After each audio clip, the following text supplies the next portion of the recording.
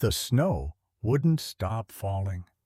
From the 40th floor of the glass tower on Michigan Avenue, Jennifer Wallace watched her empire collapse in real time. Headlines burned across every monitor in the boardroom, each one a fresh blade slicing through 12 years of work. Assets frozen, federal investigations launched, investors vanishing like smoke. Just 6 hours ago, she'd been the youngest self-made billionaire in the Midwest, the woman who'd turned a dorm room algorithm into an $8 billion revolution. Now the screens called her a fraud, and the people she'd made wealthy were explaining why she had to disappear before the Asian markets opened. The Chicago skyline blurred behind sheets of January snow, the city transforming into something unrecognizable. Jennifer pressed her palm against the glass, feeling the cold seep through, watching her reflection fracture across the surface. Behind her, Richard Crawford cleared his throat, the sound carrying too much finality for a man who'd believed in her when venture capital doors slammed in her face. He'd written the first check 13 years ago, Series A funding, that saved Wallace Technologies from becoming another failed startup statistic. She'd made him $200 million. He wouldn't meet her eyes. The optics are catastrophic. His voice echoed in the war room they'd designed together, all minimalist furniture and strategic lighting. Shareholders are demanding immediate action. Patricia Morris sat 3 seats down, the CFO, who'd once called Jennifer a visionary at a Stanford keynote. She was reviewing documents now, her manicured nails tapping against the mahogany table in a rhythm that felt like a countdown. The sound mixed with the howl of wind against invisible architectural gaps, a high-pitched whistle that made the building itself sound terrified. Jennifer's phone vibrated against the glass surface. 53 missed calls. Her attorney, her publicist, her mother in Sacramento, who still didn't fully understand what her daughter had built or how spectacularly it was burning. She silenced the device and watched snow accumulate on the ledge outside, each flake adding to the weight of something inevitable. "We need your resignation letter by midnight." Richard finally looked at her, but his gaze landed somewhere near her shoulder. "Security will escort you out. 12 years. 18-hour days. That became 20-hour days. That became sleeping in the office because going home felt like wasting time. 3 successful pivots when the market shifted beneath them. 17 acquisitions that her competitors said were impossible. A speech at the White House where the president quoted her framework for ethical AI development. And now, because of trading irregularities she didn't authorize and transactions she never approved, they wanted her erased in 90 minutes. Jennifer turned from the window.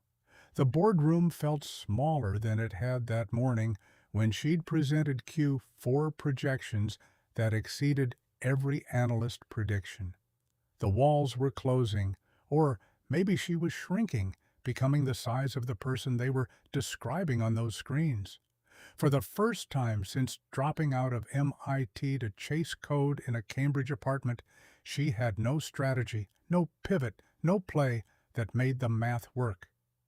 "I'll be out in an hour." The words came from somewhere automatic, the part of her brain still executing commands even as the system crashed.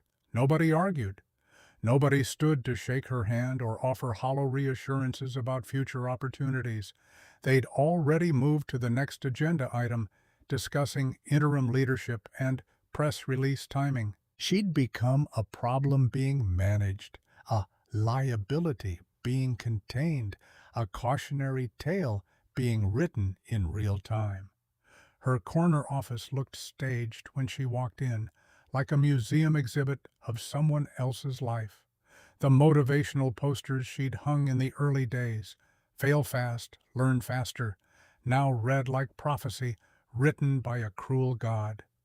Her assistant's desk sat empty, cleared out 3 hours ago when association became dangerous. Jennifer grabbed her coat and left everything else. The awards, the framed patents, the photo of her shaking hands with Tim Cook, all of it belonged to a woman who'd stopped existing the moment federal agents walked into the compliance department. The elevator descent from 40 to ground level took forever. Her ears popped. Her reflection in the polished steel doors showed someone she barely recognized. Hair perfect, suit immaculate, eyes completely hollow. When the doors opened, the marble lobby stretched before her like a frozen lake, beautiful and treacherous. Someone had tracked in snow, and the maintenance crew hadn't mopped yet. The floor gleamed with melted ice. Jennifer stepped carefully, but her heel caught water, and physics took over. The ground rushed up, her tablet slipping from her grip, 12 years ending in a pratfall on imported Italian stone. A hand caught her elbow, firm, steady. She looked up into the face of a man in a gray maintenance uniform, a mop bucket on wheels beside him, his other hand already bracing her weight. "Easy there." Jennifer pulled her arm back instinctively, muscle memory from 1,000 handshakes with people who wanted something. "I'm fine." The janitor didn't argue or hover. He just held her gaze for 3 seconds, not with pity or judgment or recognition, just simple acknowledgement that she existed in this moment. Then he went back to mopping, pushing water toward a drain with deliberate practiced strokes that suggested he'd done this 10,000 times before. She should have called her driver, except her driver had probably turned around when the roads closed. She should have walked to the private parking garage, except her hands were shaking, and the idea of navigating icy pavement in heels felt impossible. Through the floor-to-ceiling windows, the storm had transformed Chicago into a whiteout. No cars moved on Michigan Avenue. No pedestrians fought through the drifts.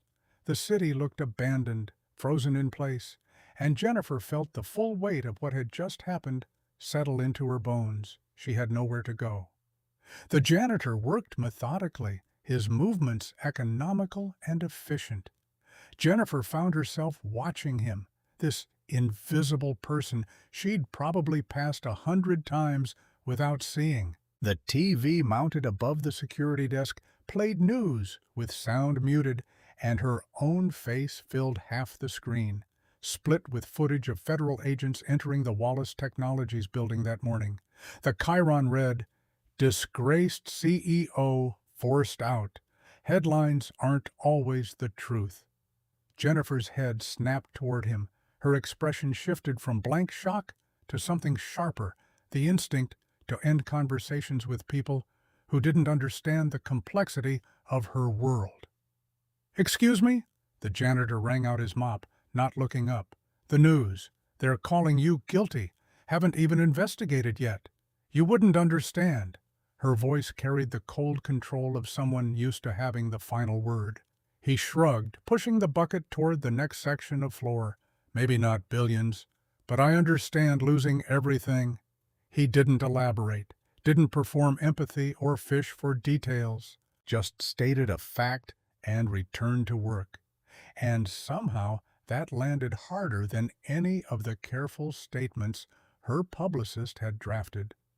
The lobby fell quiet, except for water sloshing and wind howling through gaps in the architecture.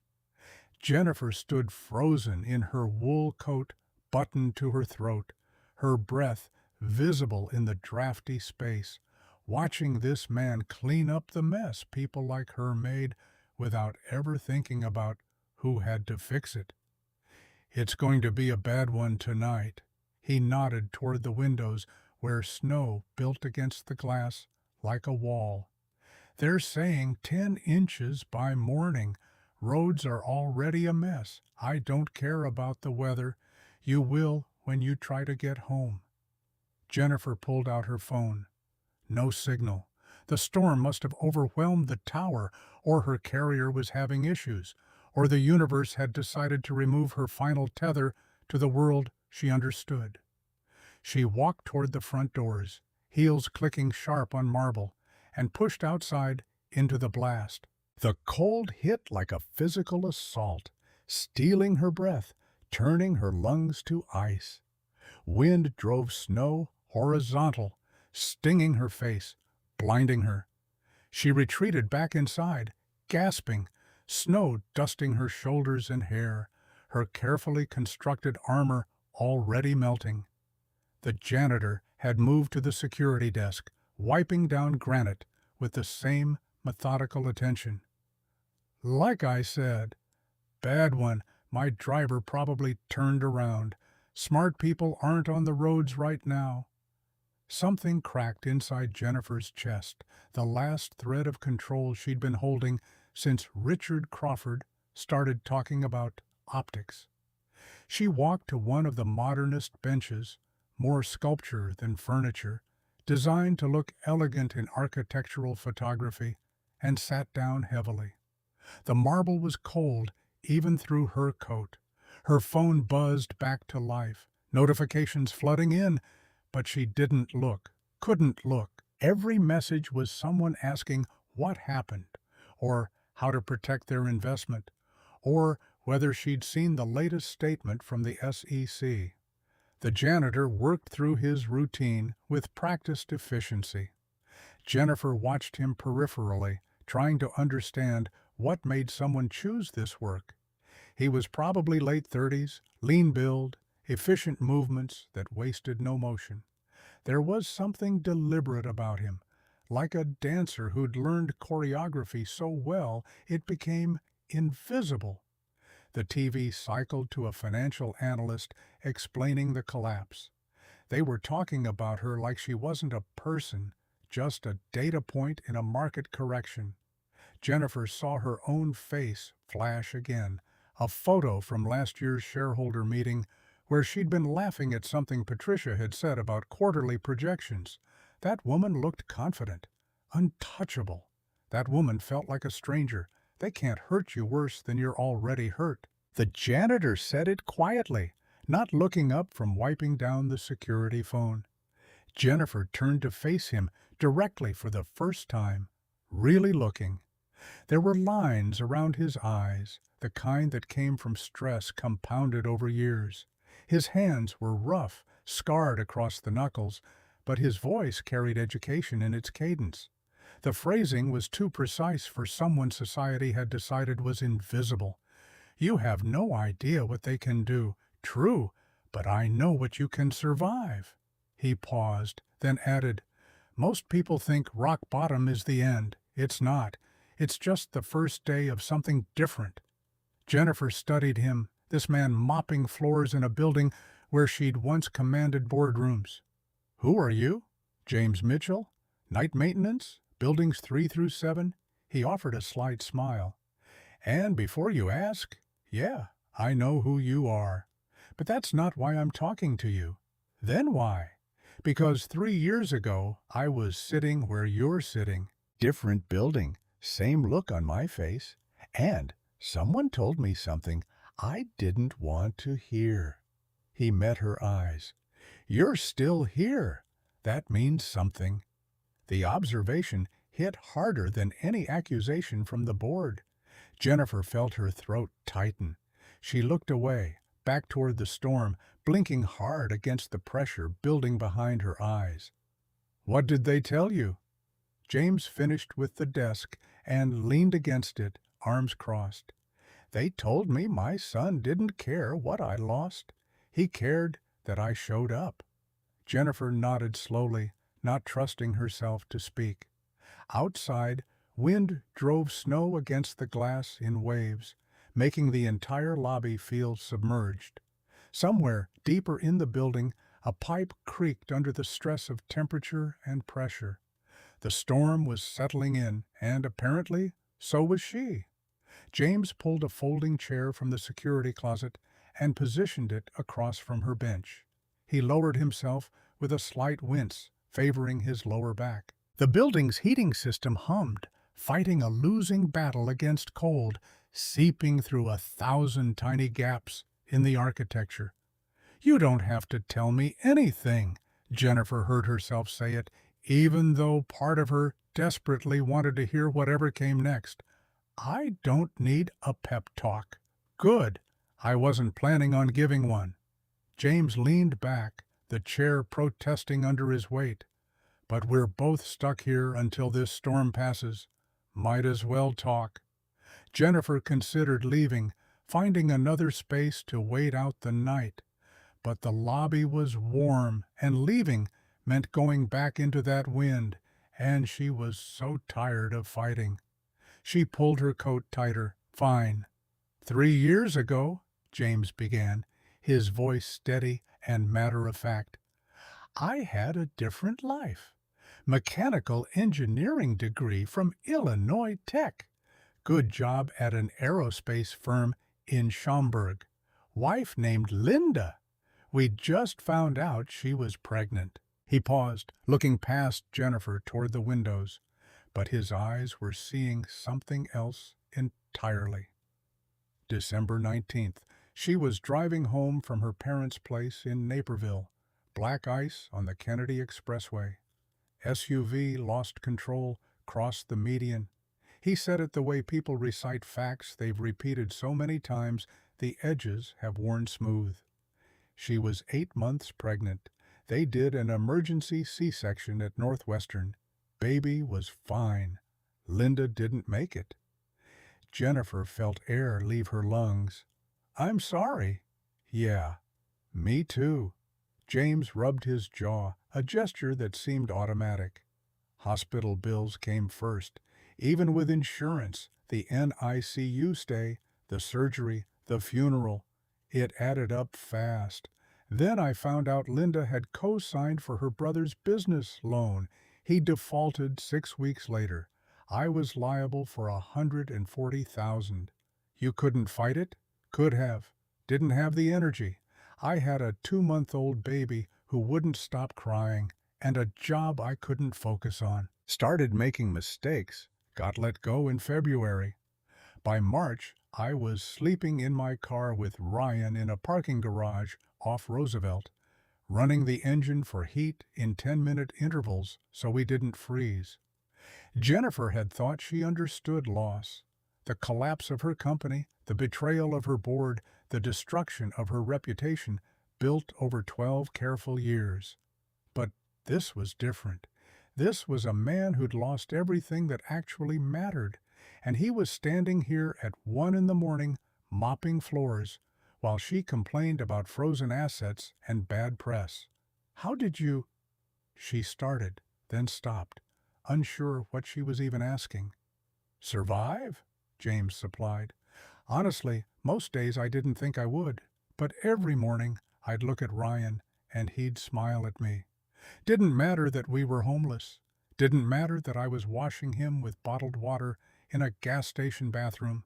He just cared that I was there." He stood and walked to the window, his reflection ghost-like against the falling snow. "Eventually, I found a shelter on the south side that took fathers with kids. Got stable enough to take this job because the hours work 10 p.m. to 6 a.m., so I can be with Ryan during the day. Found a daycare that opens early. Started rebuilding. Just like that? Not just like that. Took 2 years before I felt human again. 3 before I stopped waking up, expecting to find her next to me." He turned back to Jennifer. "But here's what I learned. You can lose your job, your house, your savings, your reputation, all of it, and you're still you. The skills that got you there the first time don't disappear. They're just frozen, waiting for you to thaw them out." Jennifer absorbed this in silence. The comparison was humbling. She'd lost money and status.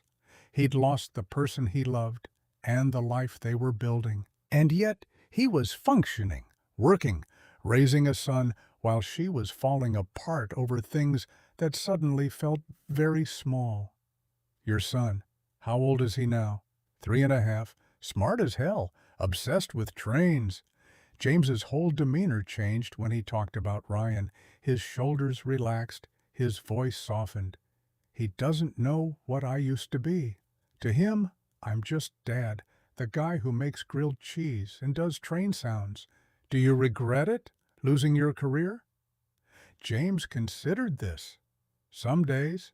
Yeah, I love that work, designing structural components, solving problems that most people don't even know exist, but I got something else instead. Time with my kid that most fathers miss because they're chasing the next promotion. He knows me, really knows me. That's not nothing. Jennifer stood and joined him at the window. The city beyond was barely visible now, just white sheets and the occasional blur of headlights moving at walking speed. She caught sight of her own reflection, designer coat and pearls and perfect hair. She looked like a woman playing dress-up as someone important. They can freeze your accounts. James said it quietly, still looking at the storm. They can freeze your stock, your assets, your access to everything you built, but they can't freeze your skills. What's in your head, what you know how to build, that's yours. No court order can touch it. Jennifer turned to look at him. That's the second time you've referenced freezing. The weather metaphor is a bit heavy-handed. For the first time, James laughed. It was a good sound, genuine, and it made something in Jennifer's chest loosen. Yeah, all right. But it's true. Winter doesn't last forever. This storm will pass. Your storm will too. Question is what you do while you're in it. She wanted to argue, to explain that he didn't understand the complexity of her situation, the legal ramifications, the federal investigation that could result in criminal charges. But standing in the empty lobby, with snow piling against the doors, those differences felt smaller than they had an hour ago. I don't know how to be anything except a CEO. The admission came from somewhere deep, the part of Jennifer that had been 12 years old when her father lost his construction company to bankruptcy, and she'd sworn she'd never feel that powerless again. Then I guess you're about to find out who you are, underneath the title. Jennifer walked back to the bench and sat, suddenly exhausted. The adrenaline that had carried her through the board meeting was gone, leaving only a hollow ache that went bone deep. She pulled out her phone. Still no signal. Good. She didn't want to talk to anyone anyway. If I'm not a CEO, who am I? James dragged his chair closer and sat back down. That's the question, isn't it? Took me a year to figure out I wasn't an engineer anymore. Had to become something else. Father, night worker, guy who knows which diaper brand doesn't leak at 3 in the morning. He smiled slightly. Not glamorous, but real. Jennifer's phone buzzed, a notification finally breaking through. She glanced at the screen. Her bank had sent an automated message, the kind they probably sent to thousands of customers every day, completely unaware of the devastation each word carried. Your account access has been restricted, pending investigation. She stared at the words until they blurred. They froze it. Expected that? Yeah, intellectually, but seeing it is different. She opened her banking app and watched error messages populate across every account. Checking, savings, investment portfolios, even her personal credit cards. All locked, all inaccessible. All the zeros that had once defined her worth, now behind walls she couldn't breach. I have $240 in my wallet. That's it. That's all I can access. 240 is more than I had. I had $37 and a baby. The comparison should have felt dismissive, but somehow it grounded her. Jennifer set her phone face down on the bench. My attorney is going to call. My publicist. My investors. They're all going to want answers I don't have. Then don't answer. Not tonight. That's not how this works. Tonight it is. Tonight you just sit with it, feel it. Tomorrow you start figuring out the next move. James leaned forward, elbows on his knees. You know what the worst part was for me? Not the money, not the house. It was looking in the mirror and not recognizing myself. I was James the engineer, James the husband. Suddenly, I was just James, the guy in a shelter. Took me months to realize I'd been confusing my roles with my identity. Jennifer understood that more than she wanted to admit. She'd been Jennifer Wallace, tech founder. Jennifer Wallace, Forbes cover. Jennifer Wallace, youngest female billionaire. Strip those away, and what remained? She genuinely didn't know. I built that company from nothing. The words came out harder than intended. Dorm room at MIT. Student loans. I'm still paying off. 80-hour weeks. I missed my sister's wedding because we were closing Series B. Missed my grandmother's funeral because we were launching in Europe. All for this. And now they're saying you're a fraud. Then prove it. But not tonight. Tonight you just survive. The simplicity of that directive felt almost offensive. Jennifer had spent 12 years playing multi-dimensional chess with investors and competitors and market forces that could crush companies overnight. Survival felt too basic, too primitive, too far beneath the level she'd been operating at. But maybe that was the point. Maybe she'd been playing the wrong game. Her phone buzzed again. This time, a text from her mother. Just saw the news. Are you safe? Call me. Jennifer typed back quickly. I'm fine. She put the phone away. She wasn't fine, but she was safe. That was something. Your friends? James said. The ones you made rich. They reaching out? Jennifer laughed, a bitter sound that echoed in the empty lobby. I've had 53 calls. Want to guess how many were people asking if I was okay versus people asking how to protect their investments? None to one. 0 to 53. Jennifer felt something harden in her chest. They were associates, connections, network nodes, not friends. James nodded like this confirmed something he already knew. Yeah, that's the thing about building an empire. You collect people who love the empire. When it falls, they scatter. But the people who stay, if anyone stays, those are the ones who actually knew you. No one's staying. I'm here. You're paid to be here. I'm paid to mop floors. James stood and walked to his supply closet, returning with 2 bottles of water and a granola bar from the vending machine. He handed them to Jennifer. I'm talking to you for free. She accepted them because refusing felt petty. The granola bar was stale, the water room temperature. It was the most honest meal she'd had in years. No wine pairing, no Michelin stars, no servers calling her Miss Wallace. Just food, just survival. They sat in silence for a while, listening to the storm build and release like breathing. Jennifer ate slowly, tasting nothing, just chewing and swallowing because her body needed fuel even if her mind had given up on caring. What do I do tomorrow? Wake up, James said it simply. After that, whatever comes next, 1 hour at a time. You can't plan your comeback when you're still in the collapse.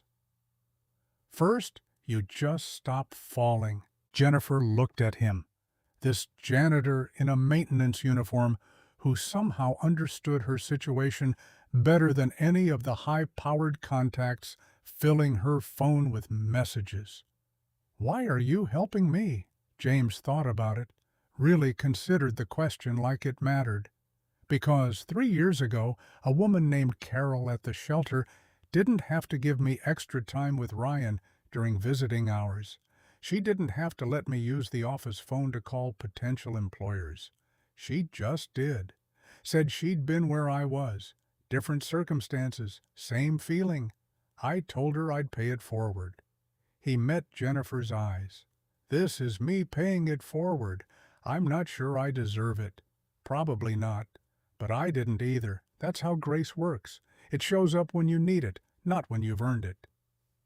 Outside, a snowplow rumbled past, its yellow lights flashing weakly through the whiteout. The blade scraped against asphalt, a harsh metallic sound that echoed down the empty canyon of Michigan Avenue. Jennifer watched it disappear into the storm, pushing snow aside that would be replaced within minutes. Sisyphean work, pointless. She understood completely. I'm scared. The admission came from nowhere, bypassing every filter she'd built. Good. James didn't look at her, just kept watching the storm. Means you're still alive. James's phone alarm went off at 11:30, time for his scheduled security sweep of the upper floors. He silenced it and glanced at Jennifer, who was staring at the news ticker running across the bottom of the TV screen. More headlines about her, speculation about criminal charges, market impact projections that treated human devastation like weather patterns. I need to do my rounds. You're welcome to stay here. Heat's on, bathrooms on the second floor if you need them. Jennifer stood. I'll come with you. I can't look at that screen anymore. They took the elevator to the 10th floor. The executive level had been sealed off by security, so James worked his way down from the top, accessible floor. He moved through each space methodically, checking windows, adjusting thermostats, emptying trash bins that were already mostly empty. Jennifer followed, her heels clicking on tile, echoing in the vacant offices like a metronome, counting down to something inevitable. You're very systematic. Engineering training. James pulled a window closed that someone had left cracked. Process matters. You develop a checklist, you execute it the same way every time. Reduces errors. You said you went to Illinois Tech. What was your focus? Aerospace structural analysis, stress calculations, failure point predictions. Basically, figuring out how much force something can take before it breaks. Jennifer stopped walking. That's not a janitor's background. No, but it's a janitor's current reality. James finished checking an office and moved to the next. Knowledge doesn't disappear just because you're not using it. I still think like an engineer. I just apply it to different problems now. Like what? He gestured around the floor. Building systems, heating efficiency, water pressure issues. Last month I diagnosed a ventilation problem the maintenance company had been chasing for 6 weeks. Saved the property manager 15 grand. Did they pay you for that? Gave me a $50 gift card to Starbucks.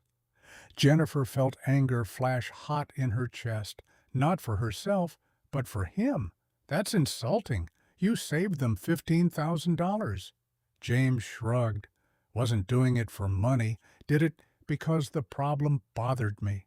That's the thing about being an engineer. You see systems, you see inefficiencies, you can't help but want to fix them. They continued through the floor. Jennifer found herself watching how James worked, the economy of motion, the attention to detail, the quiet competence. It reminded her of her own early days coding in that Cambridge apartment, lost in problems that only she seemed to see, building solutions because the broken systems offended something fundamental in her. Can I ask you something? Sure. This company, this collapse, you really didn't see it coming? Jennifer bristled automatically, then caught herself. The question wasn't accusatory. It was analytical, the kind of question she'd ask herself during a post-mortem. No, the trading irregularities started 6 weeks ago, small enough that our compliance team flagged them, but didn't escalate. Then they accelerated. By the time I saw the pattern, the SEC was already investigating. But you're the CEO.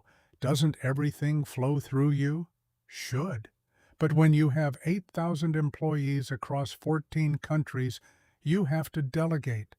I had a CFO, a compliance officer, a trading desk full of people I trusted. She paused. I was wrong to trust them. James pushed his cart to the next office suite. Or you were right to trust them, and someone betrayed that trust. There's a difference. The end result is the same. Maybe, but the recovery is different. If you failed, you learn from failure. If you were betrayed, you learn to build better systems. He looked at her. Which one is it? Jennifer thought about the timeline she'd been reconstructing in her head all night. The unusual trading patterns that started in early December, the timing of the investigation that felt too precise to be coincidence, the speed with which the board had turned on her, like they'd been waiting for the excuse. I think I was set up. That's a big claim. I know, but look at it systemically. Someone had to initiate those trades. Someone had to time them precisely to trigger SEC attention. Someone had to ensure the board learned about it before I could investigate internally. She felt her mind engaging finally, the shock wearing off enough to let the pattern recognition kick in. James nodded slowly. So the question becomes, who benefits? Exactly. They reached the end of the hallway. Through the window, the city was invisible under storm clouds that looked permanent. But in the reflection, Jennifer could see herself, standing straighter, eyes sharper, the builder in her waking up from the paralysis of shock. I need to see the trading data. Don't you have access? Had. Past tense. But I backed everything up to a private server 3 months ago. Standard paranoia. It's accessible from anywhere with an internet connection. The apartment you can't get to because of the storm. Jennifer pulled out her phone. Still no signal. And even if I could, they might have frozen access to my devices by now. Forensic holds, legal orders, all the tools I didn't know existed until tonight. James wheeled his cart toward the elevator. What if you didn't need your device? What if you just needed the data architecture? Could you reconstruct the pattern from memory? Maybe parts of it. But I'd need something to write on, something to chart the timeline and cross-reference the transactions. They rode the elevator back down to the lobby. James pushed his cart to the security desk and pulled out a rolling whiteboard from the storage closet, the kind used for presentations that nobody attended anymore. He found a box of dry erase markers and handed them to Jennifer. Not exactly high-tech, but it's something. Jennifer took the markers. She stared at the blank board, and for the first time in hours, she felt something other than despair. She felt purpose. All right, let's figure out who destroyed my company. The whiteboard wasn't tall enough to stand, so James lowered it to ground level. Jennifer sat cross-legged on the marble in her designer coat, working in silk blouse and wool slacks like she was back in the MIT computer lab pulling all-nighters. She started sketching a timeline, writing dates and transaction amounts from memory. The first irregular trade was January 3rd, a block sale of company stock, 2 million shares below market value. Who authorized it? According to the system logs, I did, but I was in Tokyo that day for meetings with SoftBank, signed the approval remotely. James sat across from her, legs crossed, watching her work. Digital signature? Yes, which means someone either had my password or spoofed my credentials. Your CFO would have those credentials. Patricia Morris. Maybe, but she'd also know the forensics would trace back to her immediately. Jennifer drew a second line. January 7th. Another block sale. 3 million shares. Same pattern. I was in London meeting with the Financial Conduct Authority about our European expansion. So, someone knew your travel schedule. Everyone knew my travel schedule. It was public information. Investor meetings, conferences, keynotes. I was out of the country 12 days in December, 9 days in January. James leaned forward, but not everyone knew which days you'd be approving transactions remotely versus in person. Jennifer stopped writing. That's internal information. Finance team would know. Executive assistants? Maybe IT security. Start listing names. She wrote them out, 8 people total, all of whom she'd trusted completely. Any of them have motive? Define motive. Money. They were all well compensated. Stock options, bonuses, the works. What about power? They already had significant authority within their domains. What about outside the company?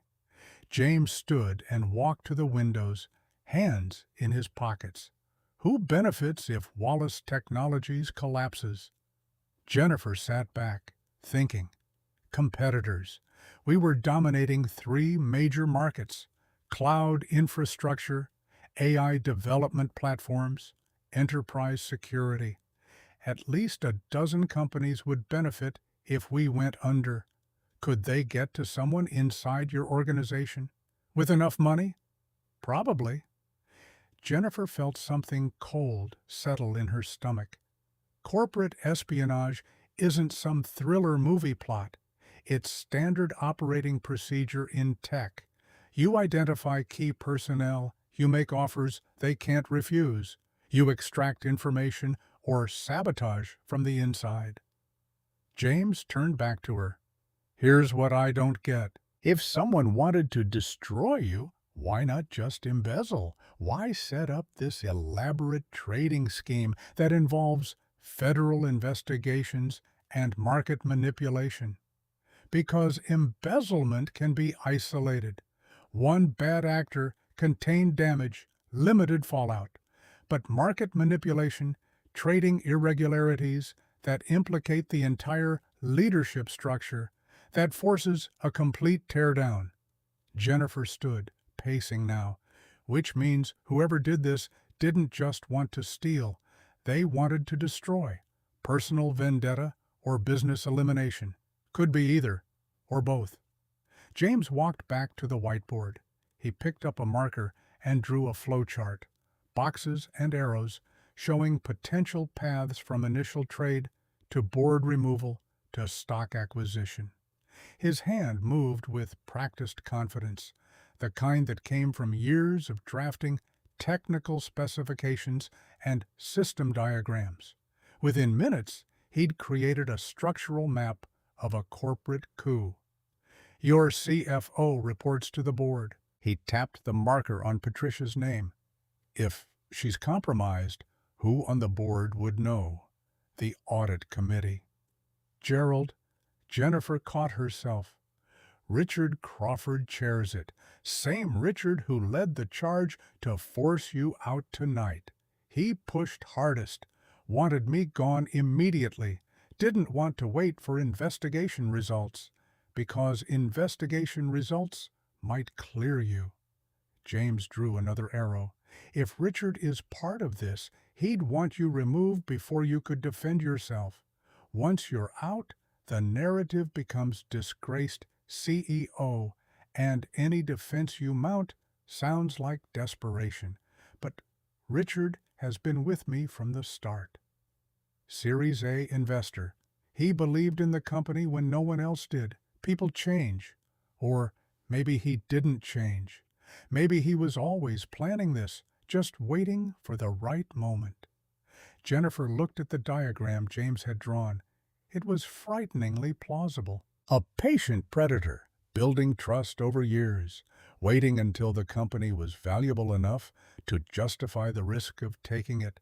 She'd been so focused on building, on growing, on innovating, that she'd never considered someone might be building a trap around her. I sound paranoid. You sound analytical. There's a difference. She sat back down on the floor, suddenly exhausted again. The brief surge of purpose was fading, replaced by the overwhelming scale of what she was up against. Even if I'm right, how do I prove it? They have the company, the resources, the lawyers. I have a whiteboard and $240. James sat down across from her. You also have expertise they don't know you'll use. They think you're broken, hiding, probably drunk in some hotel room. They're not expecting you to fight back. I'm not sure I have the energy to fight back. You do. You just spent the last hour building a case from memory. That's not the behavior of someone who's given up. Jennifer looked at the whiteboard, at the timeline and names and arrows. It looked like the kind of investigative work she used to do in the early days, piecing together market opportunities, finding patterns in chaos that everyone else missed. She'd forgotten she could think like this. Somewhere in the rise to billionaire status, she'd delegated the details to others and lost touch with the fundamentals that made her successful in the first place. Help me. The words came out quiet but clear. James met her eyes. What? Help me investigate this. You see patterns. You think structurally. I need that. I'm a janitor, Jennifer. I push a mop. I'm not a forensic analyst. You're an aerospace engineer who analyzed structural failures for a living. This is the same thing, just applied to corporate structure instead of airplane wings. She leaned forward. Please. James was quiet for a long moment. Outside, wind rattled the windows, hard enough to make the glass flex. The building creaked, settling under the weight of storm and pressure. Finally, he extended his hand. Okay, but I'm not doing this for you. Then who? For every person who ever got destroyed by someone more powerful and didn't have the resources to fight back. For my wife, who died while her brother's creditors came after me. For everyone who got screwed by a system that protects the people at the top. He held her gaze. I'm doing this because I want to see the powerful held accountable for once. Jennifer took his hand and shook it. His grip was firm, calloused, real. They had an alliance now. Unlikely, unequal, possibly unstoppable. They worked through the night. James set a timer for his rounds, still had a job to do, and between sweeps of the building, they reconstructed Jennifer's last 6 months. She talked through every major decision, every board meeting, every transaction she could remember. James took notes on cleaning supply inventory sheets, the only paper available, organizing information into categories that made sense to an engineer's brain. Around 1 in the morning, Jennifer's phone finally regained full signal. It immediately exploded with notifications, hundreds of texts and voicemails and emails that had been queued up waiting for connectivity. She scrolled through them with growing detachment, watching people panic in real time. Anything useful?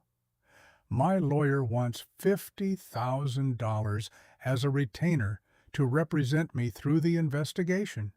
My publicist wants to schedule crisis management sessions at $3,000 per hour. My accountant says the IRS is freezing additional assets pending their own review. She set the phone down. Everyone wants money. I don't have to solve problems I didn't create. What about friends? Real ones? Jennifer scrolled through her contacts.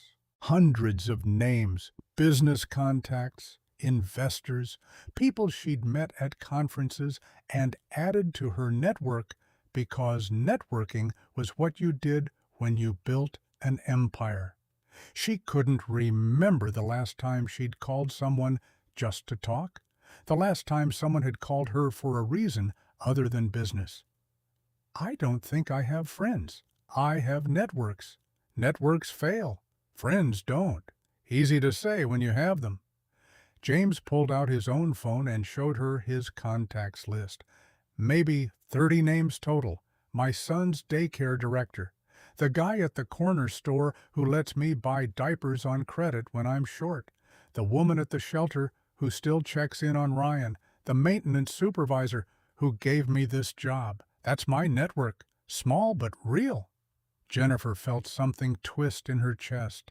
Envy, maybe, or grief for something she'd never built. She'd been so focused on professional connections, on building a web of influence and access, that she'd forgotten to build anything personal.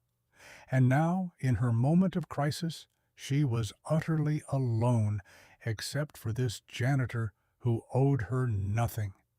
James must have seen it on her face. Hey, you're building one right now. Networks start with one person. Right here, whiteboard and bad coffee and a snowstorm. This is how it begins. She nodded, not trusting herself to speak. They returned to the investigation. James had found an old laptop in the lost and found, unclaimed for 6 months, which meant it was technically salvage, according to building policy. He booted it up, a basic model, slow processor, but functional. Jennifer logged into a backup email account she'd created years ago and rarely used.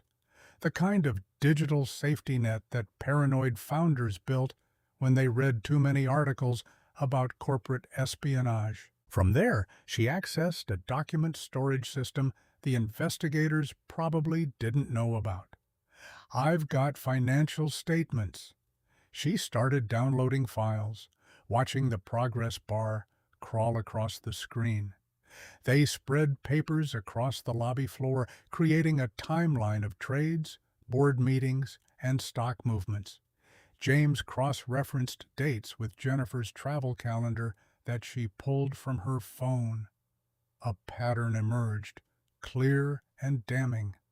Every suspicious trade had been authorized while Jennifer was out of the country, always on days when she had scheduled calls with Patricia Morris.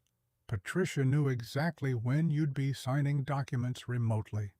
She probably sent me legitimate approvals mixed with fraudulent ones. You're reviewing 20 documents at midnight after a 15-hour flight and 8 meetings.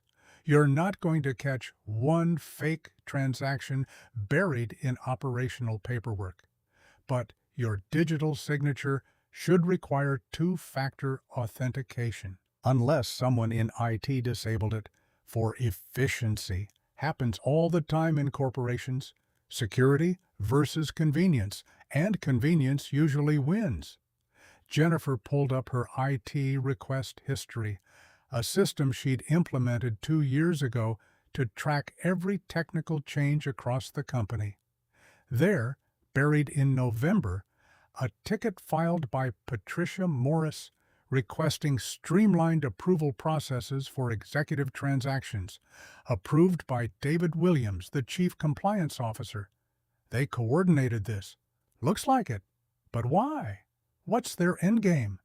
Jennifer kept digging. She found board meeting minutes from December, a closed session she hadn't been invited to attend. The topic was listed as leadership succession planning, and her stomach dropped as she read the summary. They were building a case for her removal before the trades even started. They were planning this. The words came out hollow. They were building a narrative of erratic behavior, poor judgment, emotional instability. Every decision I made that they questioned, every strategic pivot they disagreed with, they documented it all as proof of incompetence, while simultaneously undermining you with fraudulent trades. James read over her shoulder. A two-pronged attack Destroy your credibility internally with the board. Destroy the company's value externally with market manipulation. By the time it all came together, you had no defense. She kept scrolling through documents, looking for the missing piece. Then she found it, and everything clicked into place. A stock purchase agreement dated 3 weeks ago, long before the scandal broke publicly. Richard Crawford and Patricia Morris, along with 3 other board members, had formed an investment group. They'd secured a credit line from a hedge fund, $2.3 billion, specifically to acquire Wallace Technologies stock in the event of a market disruption. They're buying the company. Jennifer's voice came out barely above a whisper. They tanked the stock price, forced me out, and now they're buying controlling interest for a fraction of what it's worth. James let out a low whistle. That's not just fraud, that's corporate piracy. Jennifer felt lightheaded. The scope of the betrayal was staggering. People she'd made wealthy, people she'd trusted with the company she'd built from nothing, people she'd considered mentors in some cases. They'd been planning her destruction for months, maybe years, and she'd never seen it coming because she'd been too busy building the next feature, closing the next deal, hitting the next revenue target. I need to report this to the SEC. With what evidence? Documents you accessed from a personal backup that they'll claim you fabricated after the fact. You're already under investigation. This could look like you're deflecting blame, creating a conspiracy theory to avoid responsibility. Then what do I do? James stood and walked to the window. Dawn was maybe 2 hours away, though the sky was still black with storm clouds that showed no sign of breaking. You need someone with credibility to verify this independently. Someone who can't be accused of being in your pocket. Like who? Like a forensic accountant who doesn't work for any party involved. Or a cybersecurity firm that can trace the digital signatures and prove they were spoofed. Someone neutral who has no stake in the outcome. That costs money I don't have, and time I definitely don't have. They're probably moving to finalize the stock purchase right now while everyone's focused on the scandal. James turned back to her. Then we need to make noise, loud enough that someone with authority pays attention before it's too late. The media is risky. They've already painted me as guilty. Going to them now could backfire spectacularly. Jennifer felt the walls closing in again.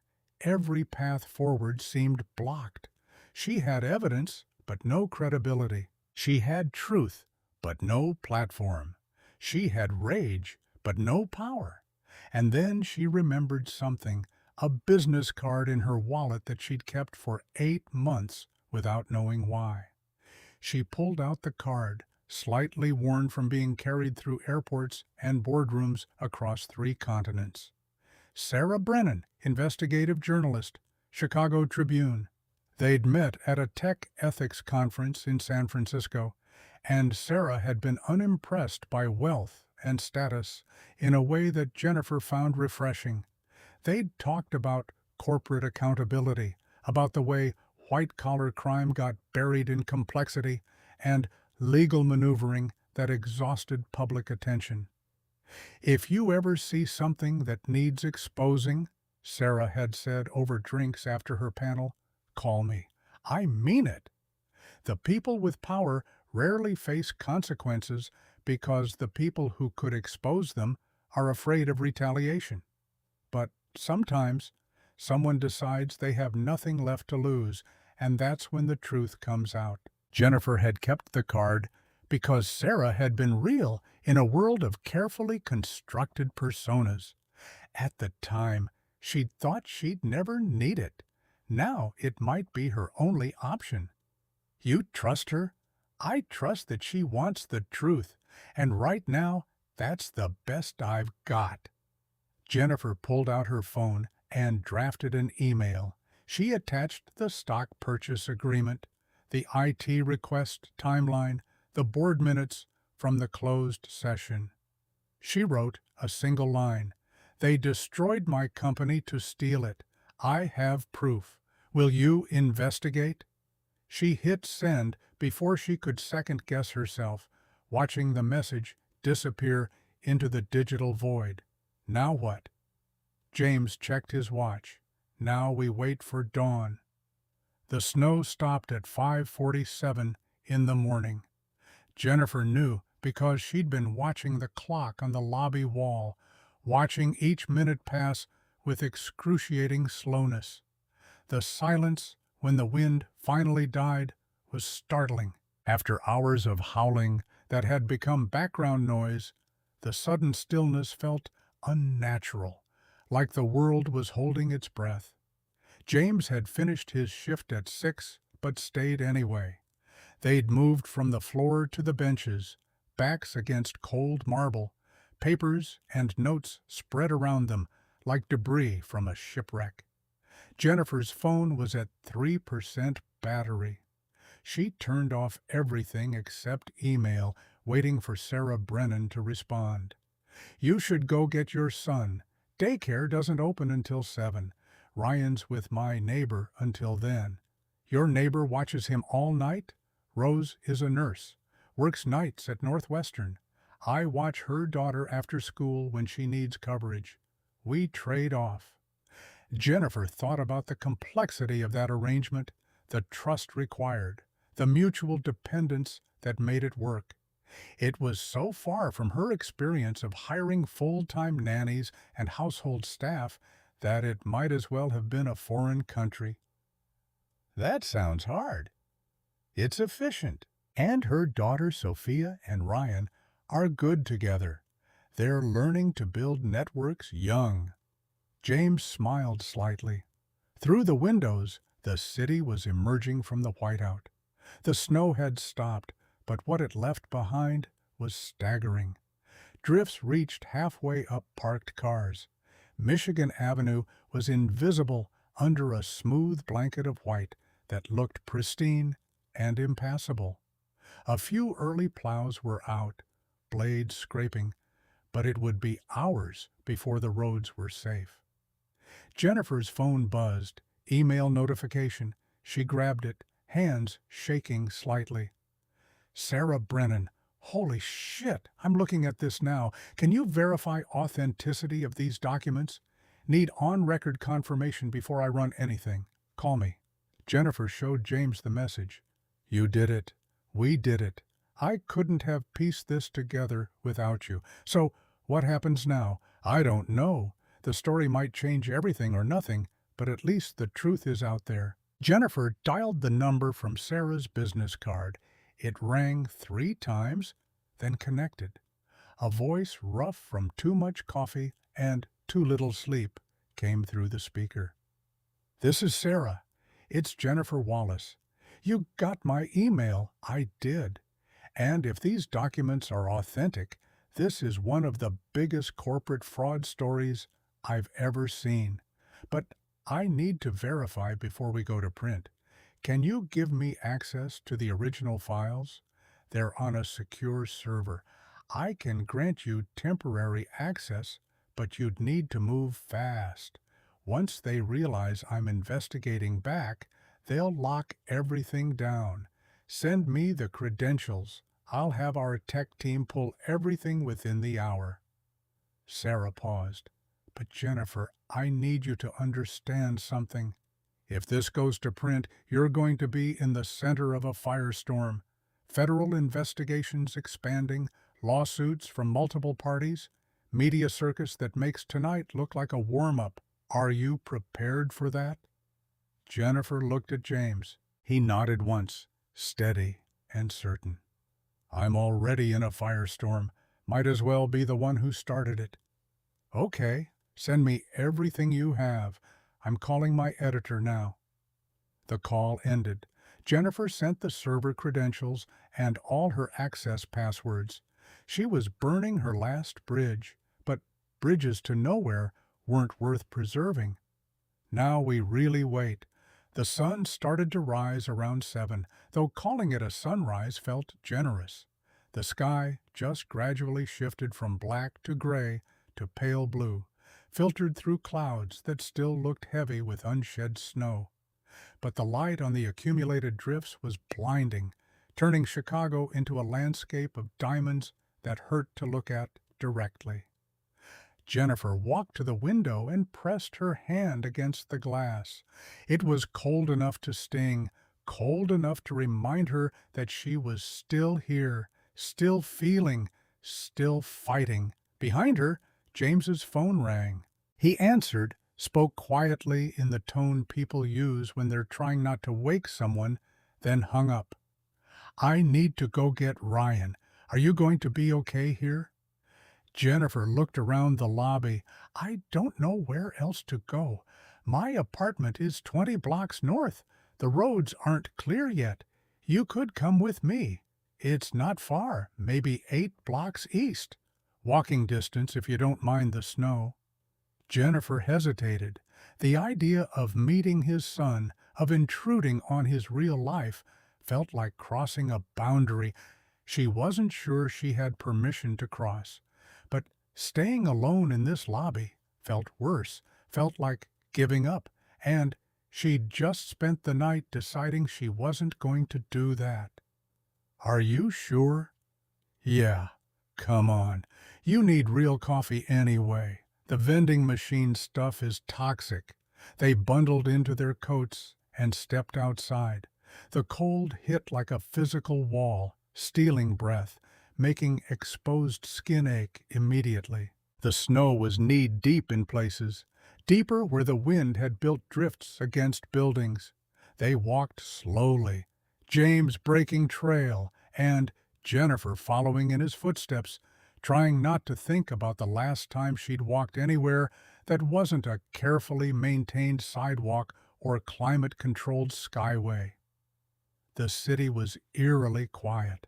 A few people were out digging cars from drifts, their breath visible in the frozen air. But mostly it was empty, peaceful in a post-apocalyptic way, like they were the last 2 people left after everyone else had evacuated. "When I was at my lowest," James said as they walked, "I used to imagine what it would feel like to just disappear.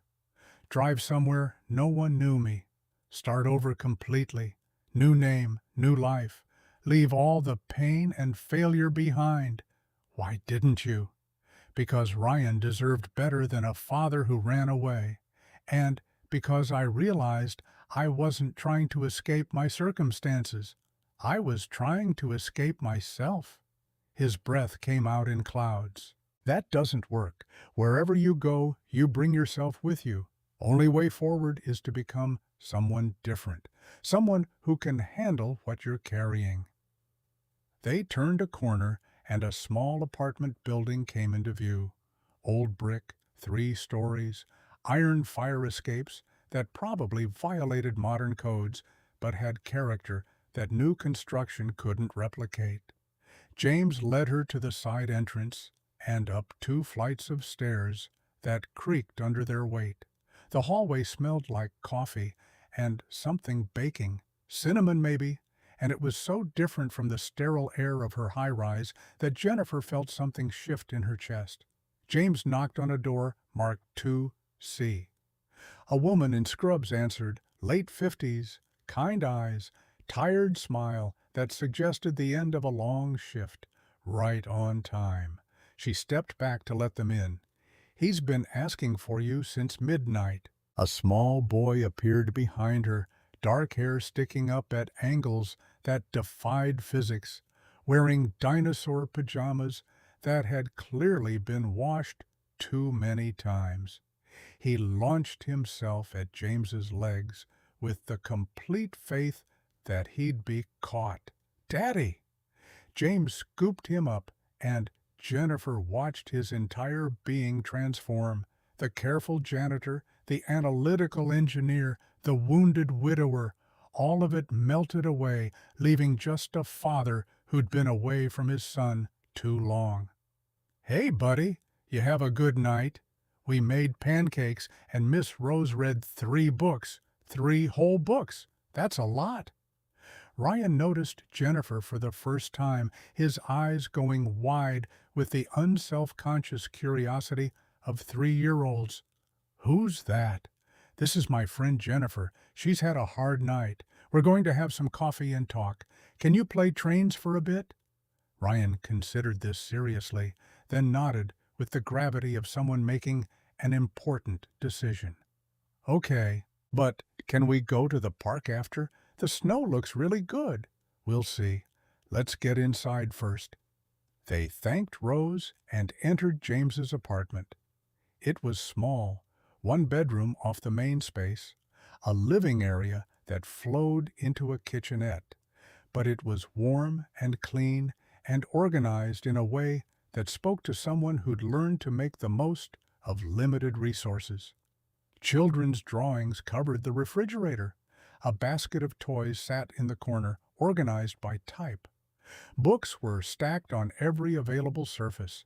Children's books mixed with engineering textbooks and novels with cracked spines. Ryan settled on the floor with a wooden train set, the kind that required imagination rather than batteries.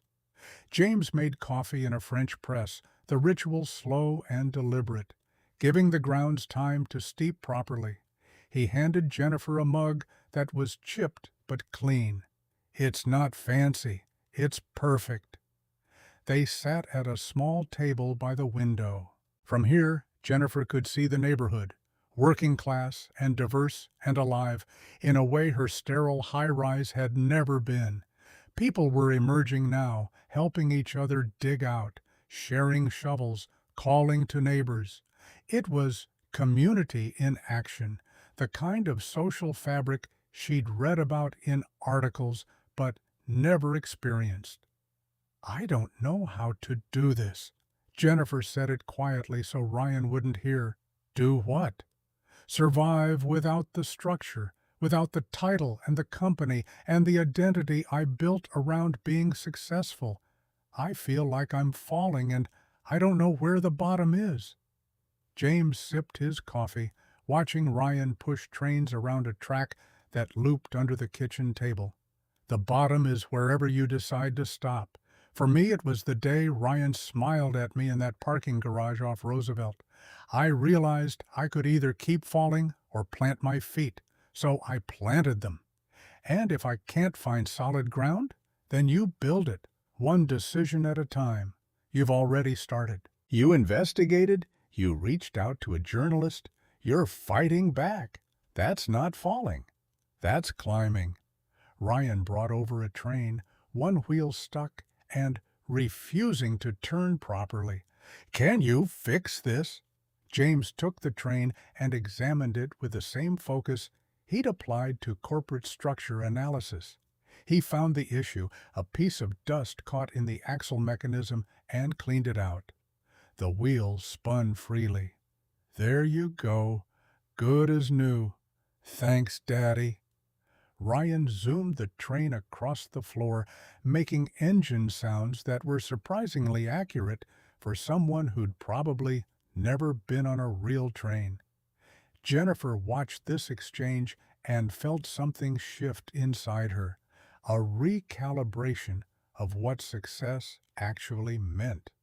For 12 years, she'd measured it in valuations and market share and revenue growth that appeared on quarterly reports. But this, a father fixing a toy for his son, while morning light streamed through a window overlooking a neighborhood digging itself out of a storm, this was success too. Different, quieter, but no less real. Her phone buzzed. Sarah Brennan, documents verified. Story runs tomorrow morning. Front page. Brace yourself. Jennifer showed James the message. You did it. We did it. I couldn't have pieced this together without you. So what happens now? I don't know. The story might change everything or nothing, but at least the truth will be out there, and that's more than I had 6 hours ago. They sat in comfortable silence, drinking coffee, watching Ryan play. Outside the window, the neighborhood was coming back to life, one shovel at a time.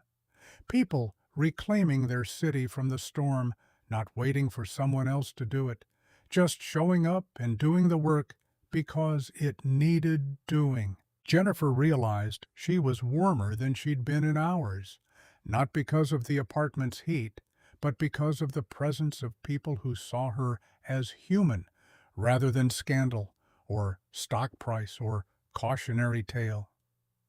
Thank you for tonight, for this, for not looking away when you could have. We don't look away in this neighborhood. James refilled her coffee. We show up for each other. That's how we survive. Jennifer stayed until Ryan's daycare opened at 7:30. She helped James get the boy dressed, watched him pack a lunch of string cheese and crackers and apple slices cut into quarters, observed the morning choreography of a single father who'd learned to make every motion count. It was organized chaos, shoes on the wrong feet, then corrected, coat zipped, backpack checked for the stuffed dinosaur that apparently couldn't be left behind. Can Jennifer come to the park later? Ryan asked it while James was tying his shoes, the question casual in the way only 3-year-olds could manage when discussing matters of great importance. James looked up at her, leaving the decision in her hands. That's up to Jennifer. She has some important things to do today.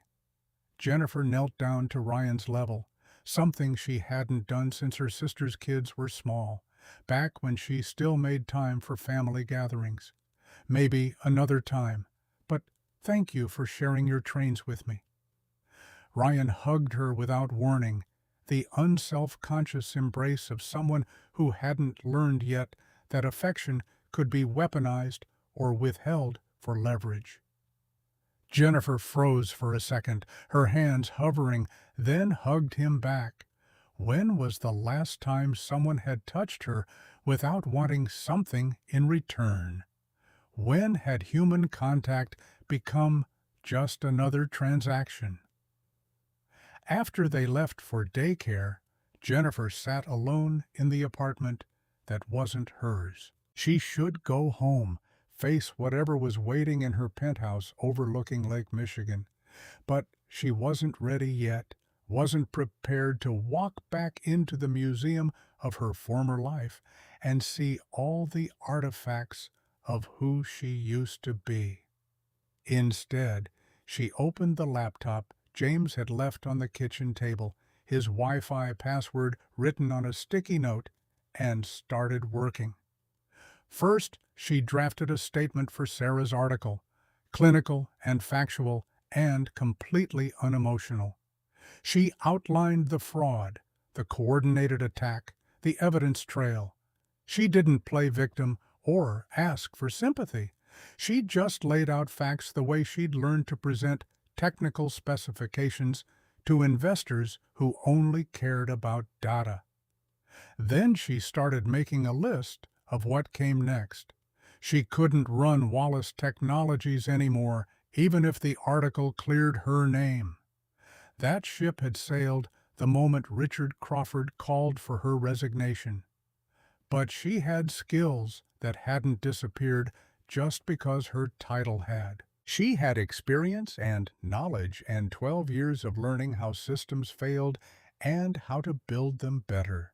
She could build something new, smaller maybe, quieter, but hers. Around 9 her phone rang, her attorney finally breaking through the chaos of notifications. "Jennifer, where the hell have you been? I've been trying to reach you all night." "I was busy." "Busy doing what?" "The SEC is expanding their investigation based on new information. Someone leaked documents about coordinated trading activity and board-level conspiracy. Do you know anything about that?" Jennifer smiled, a genuine expression that felt foreign on her face after the last 18 hours. "I might have shared some files with a journalist."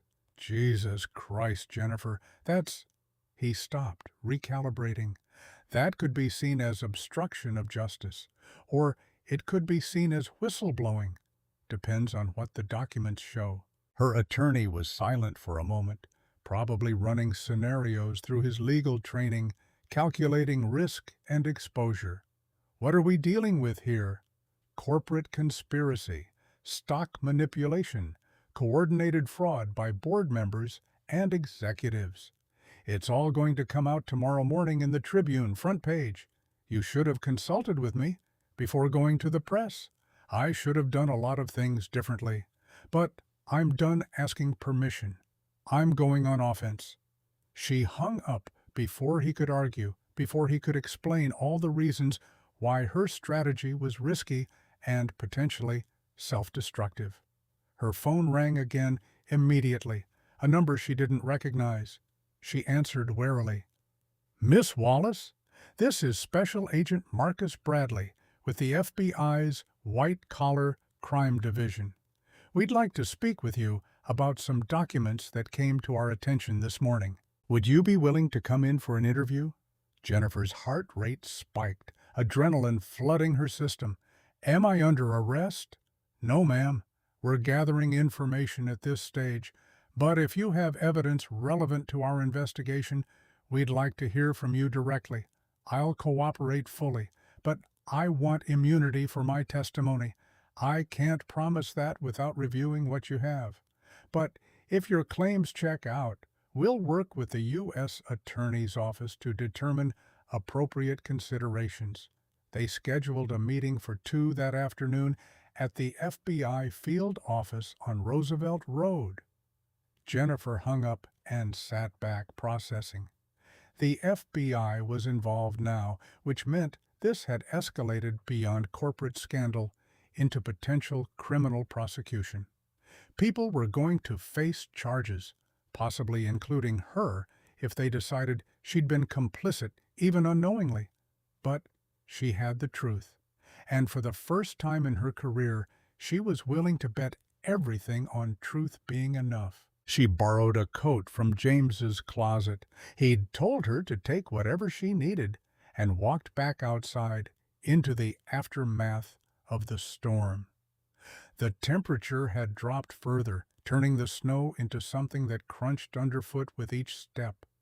The walk to her building took 40 minutes through streets the plows had only partially cleared.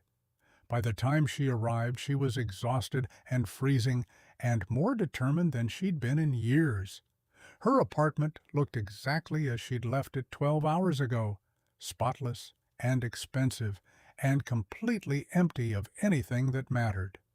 She packed a bag with clothes and documents, grabbed her backup hard drives with local copies of everything stored on the private server, and left without looking back.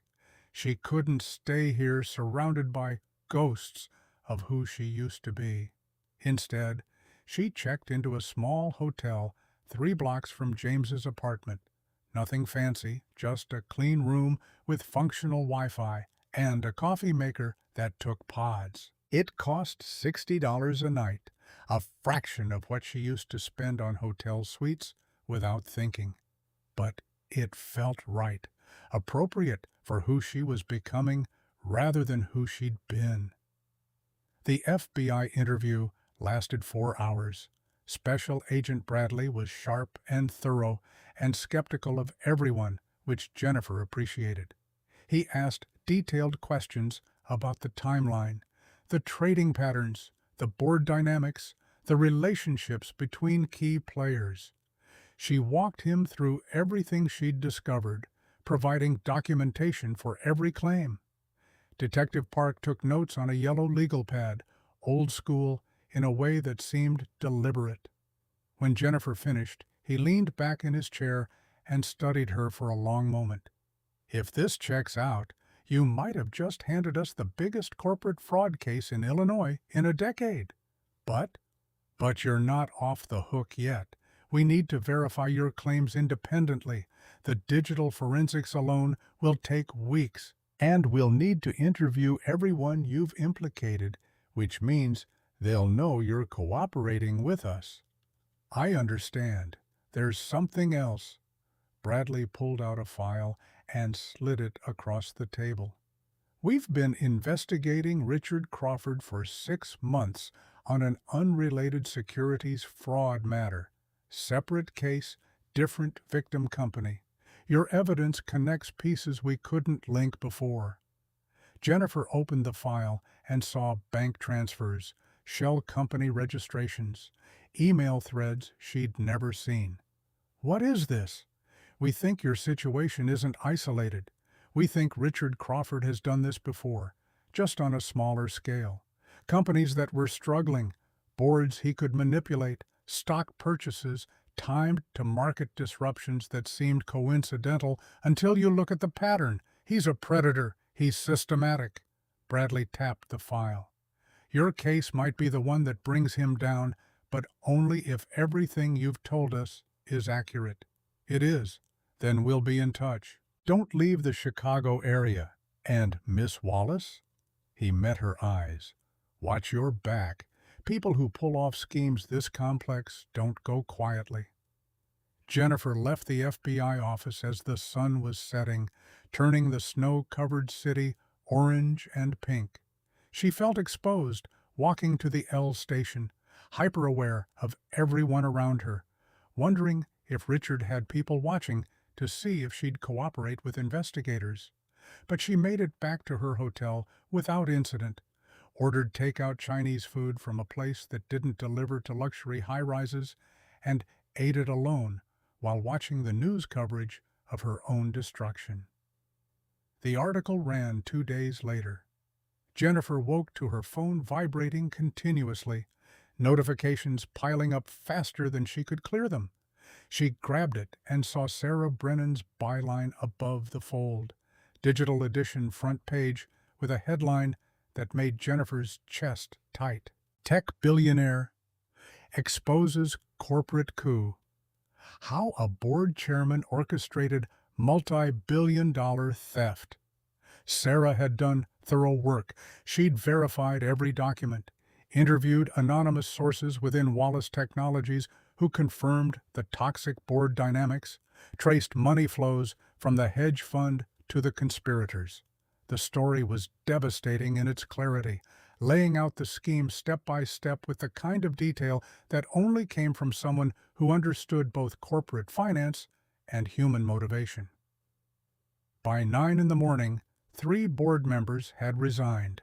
By noon, the SEC had frozen the stock purchase agreement and launched a formal investigation into Richard Crawford and Patricia Morris.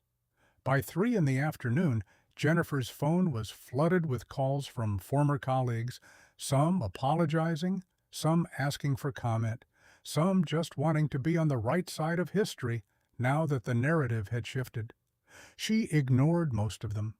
She had different priorities now. But the victory felt hollow as she sat in her hotel room watching the story spread across business networks and social media. Richard Crawford had released a statement through his attorneys denying all allegations and announcing a $500 million defamation lawsuit against Jennifer and the Chicago Tribune. The media was confused again, unsure who to believe, and Jennifer felt the weight of what came next settling onto her shoulders. Her attorney called it 4. They're trying to silence you with a slap suit.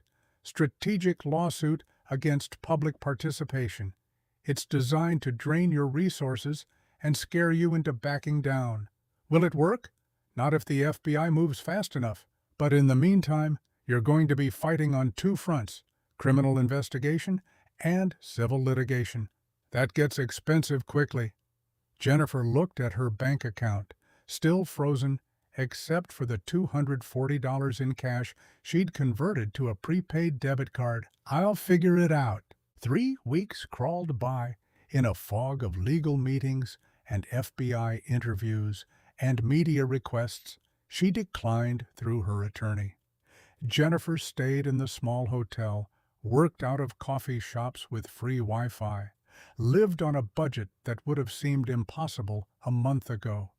She learned which grocery stores had the best deals, which laundromats were cheapest, which bus routes connected the pieces of her new life. James brought Ryan to visit her twice, and those afternoons became anchors in the chaos. Ryan would draw pictures while James and Jennifer reviewed documents or discussed strategy. The boy seemed completely unbothered by the serious adult conversations happening around him, content to create crayon masterpieces of trains and dinosaurs and stick figures he labeled Daddy and Jennifer and me. Then the breakthrough came. Special Agent Bradley called on a Thursday morning, his voice carrying something Jennifer had learned to recognize as carefully controlled excitement. "We got him. Digital forensics confirmed Patricia Morris used your credentials to authorize fraudulent trades from an IP address registered to her home network. We have emails between her and Richard Crawford discussing timing and amounts. We have bank records showing payments from the hedge fund to offshore accounts they both control." Jennifer sat down on the hotel bed, her legs suddenly weak. "You can prove it. We can prove all of it. And there's more. Richard's son, Michael, just came forward. He's willing to testify." Michael Crawford? Richard's son who runs Nexatech? The same. Apparently, Richard approached Michael 3 years ago, proposing they eliminate Wallace Technologies as a competitor so Nexatech could dominate the AI development market. Michael refused. Richard proceeded anyway, using Michael's company name in communications to make it look like a coordinated family business move. Jennifer felt something crack open in her chest, not quite relief, but close. Why is Michael coming forward now? Bradley's tone shifted, becoming almost sympathetic. He said his father destroyed the one CEO in the industry he actually respected. Said he'd rather testify against his own father than let this stand. The press conference happened 2 days later.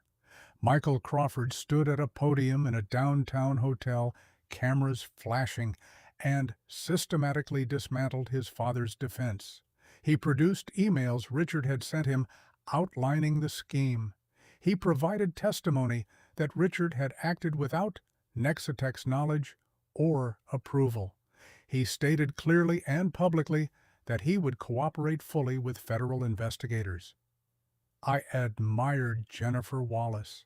His voice was steady, controlled, but Jennifer could see the cost of what he was doing in the tight line of his shoulders. She built something revolutionary. My father didn't destroy her because she failed.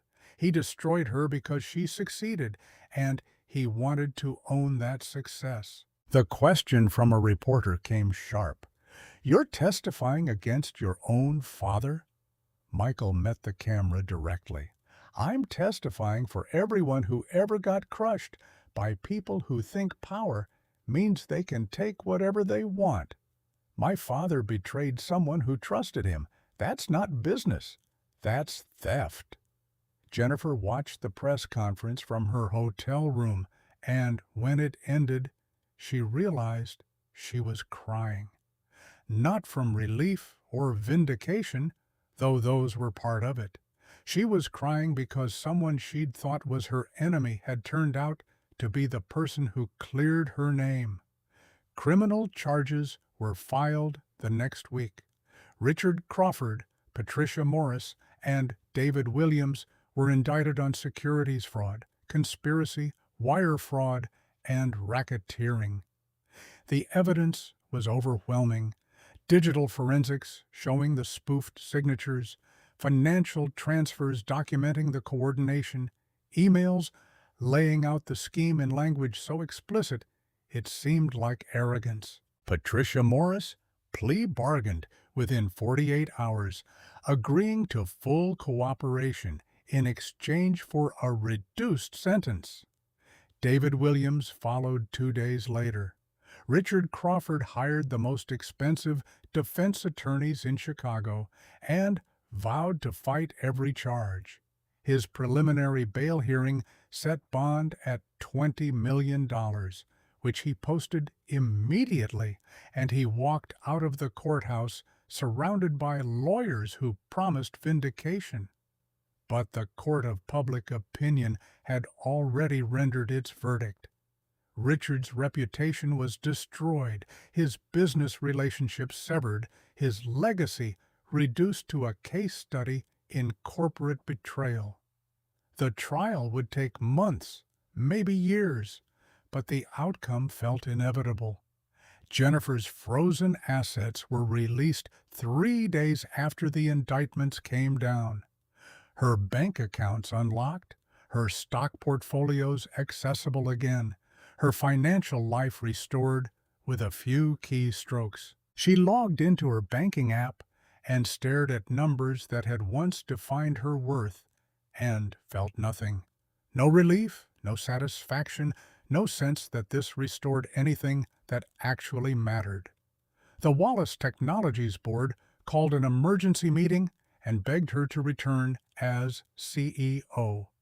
They offered a $200 million compensation package, full operational control, public apologies from everyone who'd voted to remove her. The employees started a petition with 8,000 signatures asking her to come back.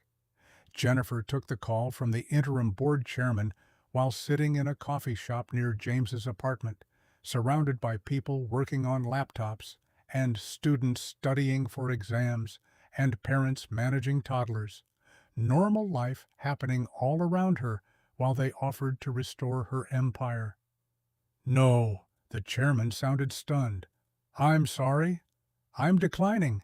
I appreciate the offer, but no, Jennifer, you built this company. It's yours. You deserve to lead it. I built it once.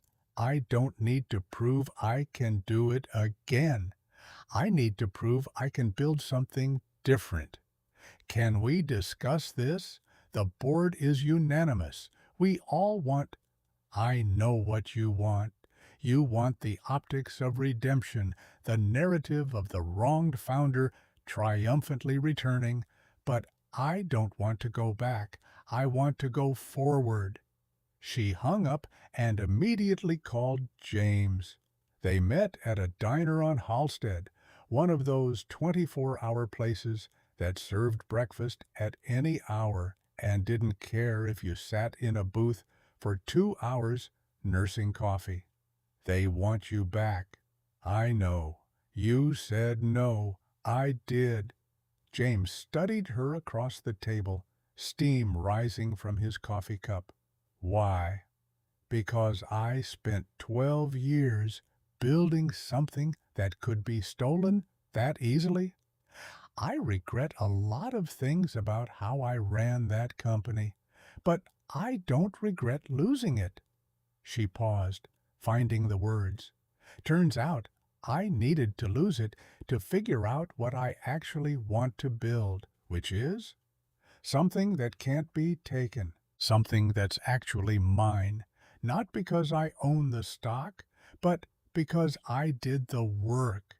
That's not a business plan, not yet, but it will be. They worked on it for 6 months. Jennifer sold her penthouse and bought a townhouse 2 blocks from James's apartment, a 3-bedroom brick building with a small yard and neighbors who introduced themselves. She started a consulting firm, Wallace Advisory, specializing in corporate fraud detection and prevention. Her first client was a mid-size manufacturing company that couldn't afford Big Four audit fees but needed help identifying internal control weaknesses before they became catastrophes. Her first hire was James Mitchell, Chief Structural Analyst, salary $75,000 plus equity. He was reluctant at first, comfortable with the janitor job and the predictable hours that let him be present for Ryan. I don't know if I'm ready to go back to that world. You're not going back. Jennifer showed him the office space she'd leased, a shared workspace in a converted warehouse where startups and small firms rented desks. This isn't corporate America. This is something different. And I need someone who understands how systems fail. What if I fail? Then we figure it out together. But James, you've been working below your skill level for 3 years. Your son is going to start asking what you do for work. Don't you want to tell him you're an engineer again? He took the job. They worked out of the shared office space, Ryan coming by after daycare to do homework at a corner desk, while Jennifer and James analyzed corporate structures for clients who paid a fraction of what she used to command, but valued the work 100 times more. The trial started 8 months after the storm. Jennifer testified for 2 days, walking the jury through the timeline and evidence with the same precision she'd once used to present quarterly earnings. Richard Crawford's attorneys tried to paint her as a vengeful former employee, fabricating conspiracy theories. The prosecution countered with digital forensics and Michael Crawford's testimony and Patricia Morris's plea agreement that corroborated every detail of Jennifer's account. The jury deliberated for 6 hours, guilty on all counts. Richard Crawford was sentenced to 18 years in federal prison, Patricia Morris to 9, David Williams to 7. The judge called it one of the most brazen examples of corporate piracy he'd seen in 30 years on the bench. Jennifer watched the sentencing from the gallery, James sitting beside her. When the judge's gavel fell, she felt something release in her chest that she'd been carrying since that night in the lobby. Not vindication exactly, but closure. The story had an ending now, and she could finally stop looking backward. A year after the storm, on a Saturday morning in January, Jennifer met James and Ryan at the park. The same park Ryan had wanted to visit that first morning, though the snow from that night was long gone. Now it was spring pretending to be winter, the kind of Chicago day where the sun was bright, but the wind still had teeth. Ryan ran ahead to the playground, leaving Jennifer and James to walk slowly along the path, coffee cups warming their hands. "You ever regret it?" James asked. "Giving up the empire?" Jennifer thought about it, really considered the question instead of deflecting. "No, I regret building something that could be stolen that easily. But I don't regret losing it."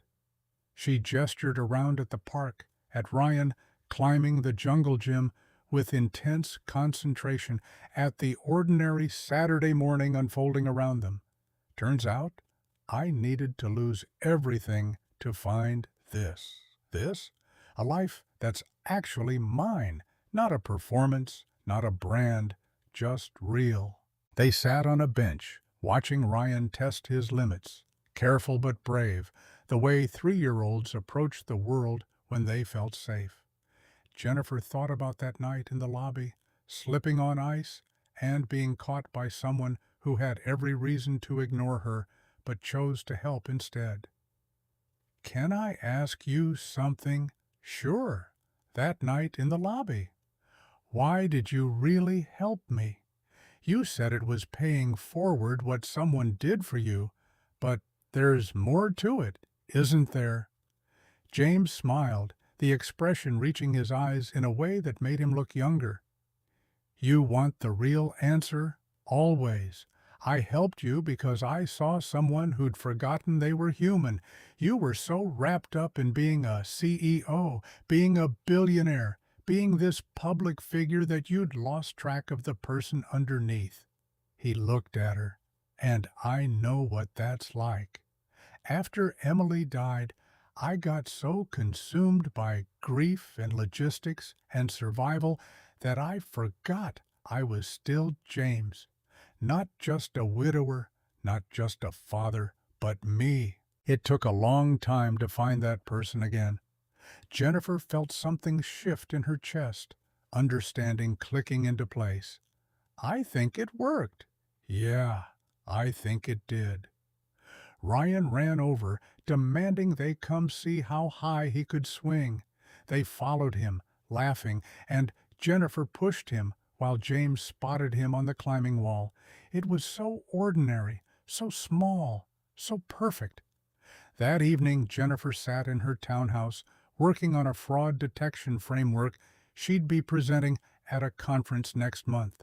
Not as a disgraced CEO making a comeback, but as Jennifer Wallace, consultant, survivor, human being who'd learned the difference between empire and foundation.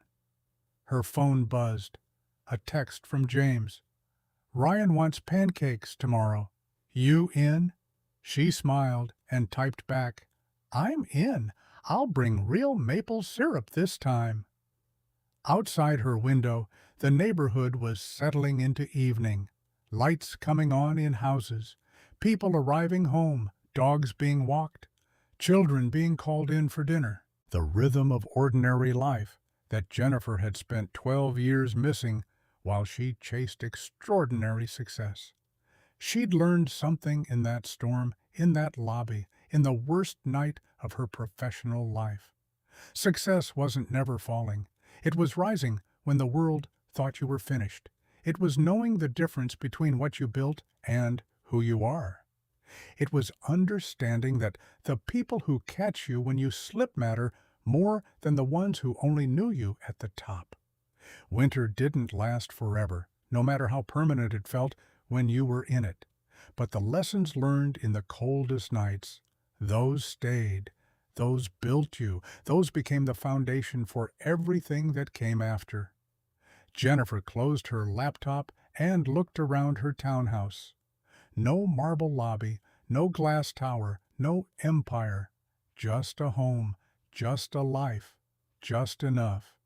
And for the first time in 12 years, enough felt like everything. She thought about tomorrow, pancakes with James and Ryan, maybe a walk through the neighborhood. Definitely not checking her phone every 5 minutes or answering emails on Sunday. She thought about the consulting firm that was growing slowly but sustainably, about clients who valued her expertise rather than her reputation, about work that felt real instead of performative. She thought about sitting on her couch next to James while Ryan showed them his latest train track configuration, the way James's hand sometimes found hers without making it a moment, the way Ryan had started calling her by name instead of Miss Jennifer, the way this accidental family had formed from the wreckage of her old life. Outside, someone was shoveling their walk, even though no snow had fallen in weeks, just clearing debris and salt residue, maintaining their small piece of the world. Jennifer watched them for a moment, then grabbed her coat and went outside to help, because that's what neighbors did in this part of the city. That's what community meant when you stopped treating other people like network connections and started seeing them as humans who might need a hand. The person shoveling was an elderly man from 3 doors down, someone she'd introduced herself to 6 months ago and now knew by name. They worked together for 20 minutes, not talking much, just clearing the sidewalk, because winter had taught them both that preparation mattered even when storms seemed distant. When she went back inside, her phone showed a message from the conference organizer confirming her keynote slot. The topic was fraud prevention, but the real subject was resilience, how to survive when systems fail, how to rebuild when institutions betray, how to find solid ground when everything you thought was permanent turns out to be constructed on sand. Jennifer knew what she'd say, had been writing it in her head for months. She'd talk about the night she lost everything, about the janitor who taught her the difference between roles and identity, about the 3-year-old boy who showed her that success could be measured in hugs instead of stock prices. She'd talk about Richard Crawford facing 18 years in prison, not because she wanted revenge, but because accountability mattered. She'd talk about Michael Crawford choosing truth over family loyalty because sometimes the right thing was also the hardest thing. She'd talk about systems that protected the powerful and the people working to change those systems one case at a time. But mostly, she'd talk about grace showing up when you needed it, not when you'd earned it. About hands catching you when you slipped. About the ordinary miracle of rebuilding from nothing and discovering that nothing was actually everything that mattered. Jennifer sat at her kitchen table and opened her laptop again, not to work, but to send an email to her sister in Sacramento, the one whose wedding she'd missed for Series B funding. The email was simple. I'm sorry I wasn't there when it mattered. I'm learning to be present now. Can we talk? She hit send and felt something release. Another piece of the old Jennifer falling away to make room for whoever she was becoming. Her phone buzzed immediately, her sister's reply. I've been waiting 3 years for this email. Call me tomorrow. Tomorrow.